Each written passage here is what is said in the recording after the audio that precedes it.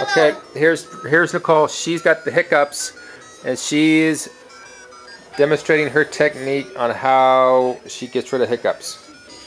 First, I have to drink upside down.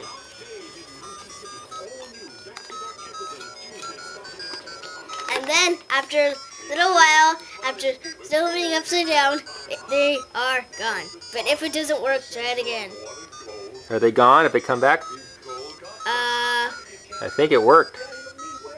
Yeah, it does. Right after you do it, it worked. How does it feel when you drink upside down? It feels regular, but it's like teeny little bit hard to drink. Okay. Well, I think it's successful. I think it worked. No more hiccups. Anything you want to say before we leave? Hope you liked the video. Alright, bye-bye.